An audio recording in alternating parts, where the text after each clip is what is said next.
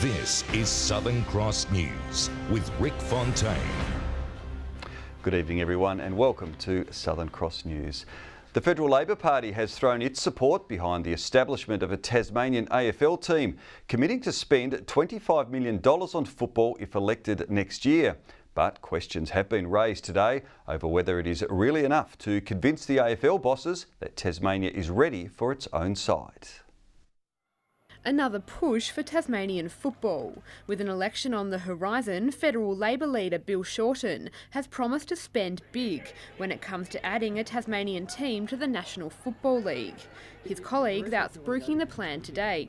This $25 million is obviously conditional on the AFL granting a licence. What we want to do is remove any barriers to the AFL saying that Tasmania can't have a team in the National League. The money to be spent on a men's and women's team, facility upgrades and player development.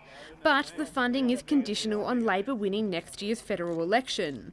Also on the AFL giving Tasmania a licence, a move it has already ruled out for the near future.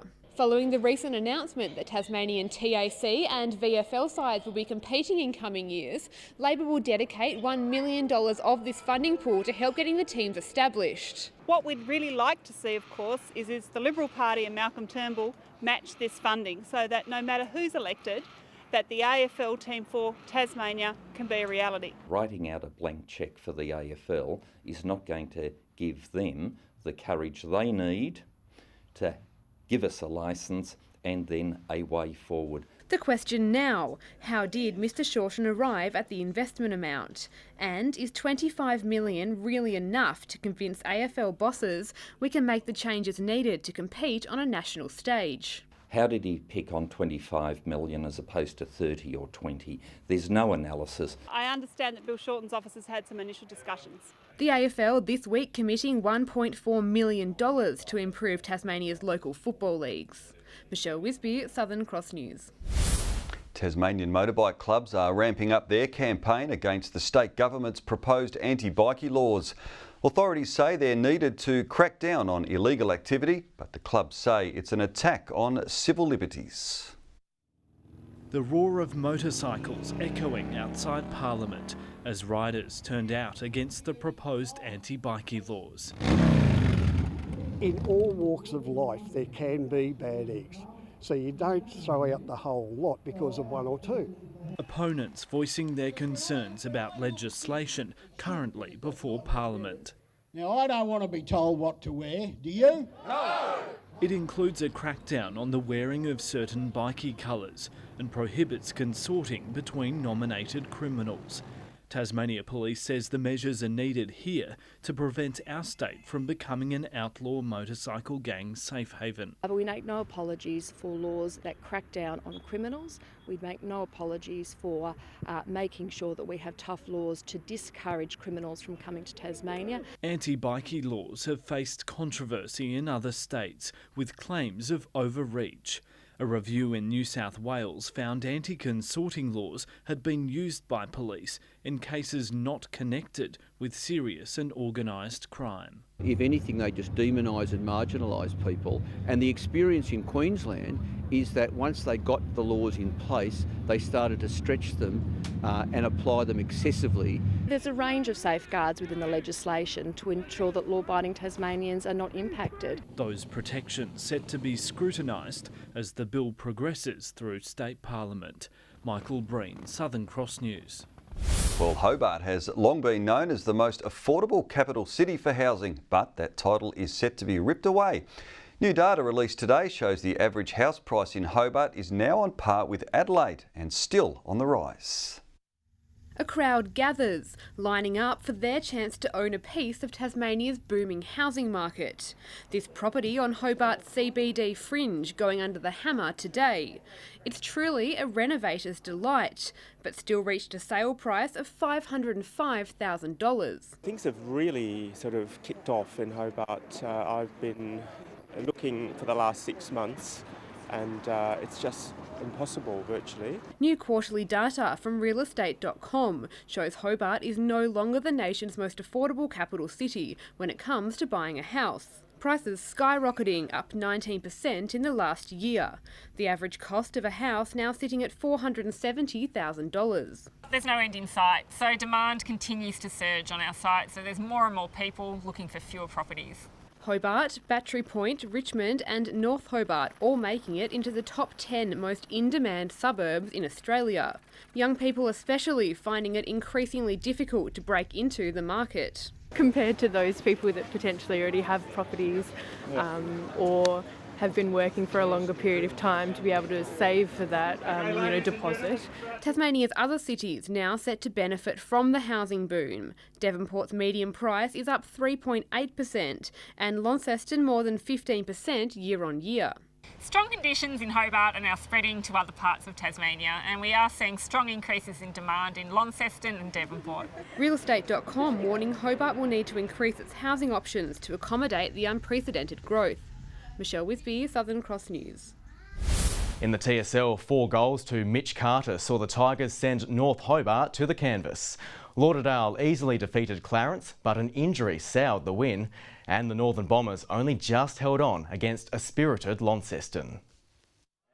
The Northern Derby, with no build-up, ironically became one of the games of the year. Ethan Jackson first to fire, slotting a fine goal from a tight angle, before Mitch Thorpe read the play to mark and goal from a set shot. The Northern Bombers needed a break, and it came from Bart McCulloch, the tall forward slotting his side's first 2 majors of the game. Fletcher Bennett socketed a goal worthy of the World Cup past the keeper, but a 3-goal third term from Dylan Riley had the Blues ready to snatch an unlikely victory. The crosstown rivals fired up in the final term, then the breakthrough with Dakota Bannister booting a banana to bring the Bombers back in front. The Blues made one last charge. Jackson will run to the top of the goal square, the Blues are within a point. But the Siren beat Launceston to another score, the Bombers finishing in front, 60-59. The win puts the Northern Bombers 2 games clear of Clarence on top of the ladder after the Roos went down to Lauderdale by 47 points at Blunston Arena.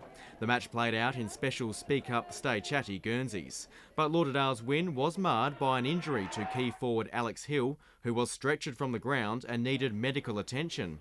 And the Tigers came out with bragging rights in the battle of the 2 bottom sides, the Tigers getting a clear run in the final minutes to win by 25 points. North Hobart is now 2 games behind the Tigers on the bottom of the ladder. In the Seawall overnight, a 33-point game from Brittany Smart wasn't enough to get the Hobart Chargers over the line against Diamond Valley, the team going down 76-68. There is better news from the men's game, the Chargers jumping to 3rd on the table after a 91 points to 78 win. Trey Nichols top scored for the Chargers with 26 points. Hobart is playing in Albury-Wodonga tonight. The Tornadoes and the Thunder are in Bendigo. Good evening. Below average temperatures across Tasmania today. Launceston reached the state's high of 14 degrees. Devonport 13, Burnie 12 and we had a top of 11 in Hobart. Flinders Island, Smithton, Lowhead, St Helens and Friendly Beaches all had a top of 13. Ouse, Maria Island and Strawn 11, Grove 10 and just 3 the top at Lyowini. Low cloud covered the west and far south today with partial cover for the rest of the state.